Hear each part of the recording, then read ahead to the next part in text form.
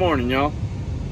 Back with another morning recap. Let y'all know how my morning fishing went here in Panama City, Florida.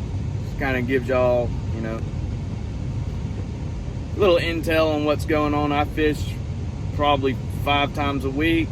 The average weekend warrior don't get to do that, so I figure, hey, these little short recaps might help somebody out, let them know what's going on for when they do get to go fishing in their area, at least. This morning we got to the spot. We wade fished. We didn't kayak. We wade fished this morning because I didn't have a lot of time to fish. Got some other things I got to do today, unfortunately. But we wade fished, so I got there a little bit after daylight. I like to be there a little bit before daylight, but that didn't happen this morning. So started off with the top water like I do. I worked my first top water. I ended up switching, so I worked my first one for probably about 30 minutes with nothing really. I switched over to my other top water. It had a little bit of a deeper sounding rattle to it. That was about the only difference. They were both a darker profile, both about the same size profile, same lure, just a different rattle. And first cast, something hammered it. Boom. I could tell, about 5 seconds into the fight, it was a decent redfish. And I don't have a real big redfish under my belt on top water. Probably the biggest one I ever caught on top water was 16 or 17. So, not a big fish. So I'm stoked, thinking, this has got to be a 20-inch fish or better. So it's definitely going to break my little 16-inch, 17, whatever it is, redfish PB. That's my redfish PB on top water. I've got bigger redfish that I've caught, just not on top water. As far as top water, this would have been the biggest one. Would have. Because I got him about 20 feet or so from me, and he came unbuttoned. I don't set the hook on top waters. I don't. I let the fish do it, and works out for me 9 times out of 10. This time, it did not. Didn't have a good hook set on the fish. He was able to spit it about 20 feet, 15 feet in front of me. A little discouraging, but not the end of the world. So we continued to fish. Through the top water for about 30 more minutes with nothing. As the sun came on up, top water bite died. So I switched over to a mirror lure, Mirrodine XL. Mine's like that white bone color. I love that thing. Working it just twitch, twitch, pause. Twitch, twitch, pause. Working it like that back, not super aggressive on the twitches or anything. And, 5-10 second pauses. And that's how I work them damn near every time I use them. And I use them almost every time I go fishing. I love mirror lure. Mirrodine in particular.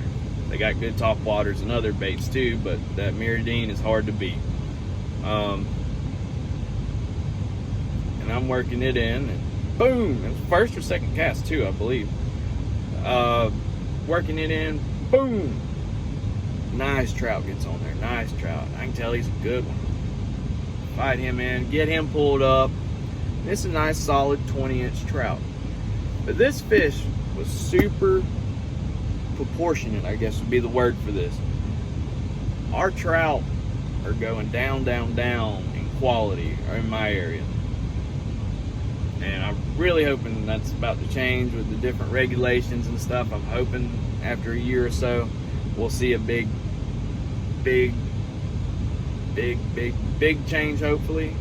We did see a dramatic one with the redfish years back when they changed it. It worked out great. Hopefully the speckled trout do the same. Used to catch a 20-inch trout and go and do that every time. And there's, if I want to go target just speckled trout, I can get on some decent trout, but it's just not like it was when I was growing up.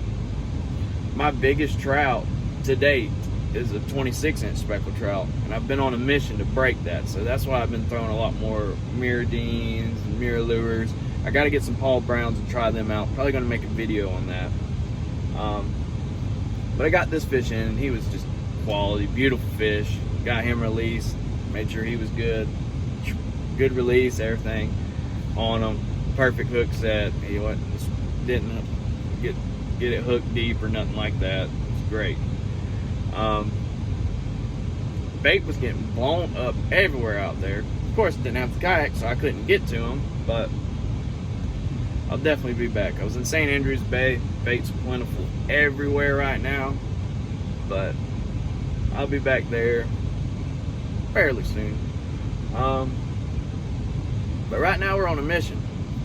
That's to get a 30-inch trout. I want a 30-inch speckled trout in my area. I'm not really interested in going to a different part of the state or even to a different state and catching a big one. I want to catch a big one in my town, Panama City. So if you got any tips or any ideas, I want to do it on artificial. So keep that in mind if you are going to leave any tips or anything. Please comment below anything you think that may help me out.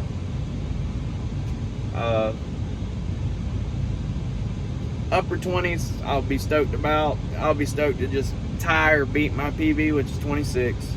But if I will be over the moon and back over that daggum thing for a 30-inch trout. But after that trout, you know, messed around through Mirrodine a little bit longer, but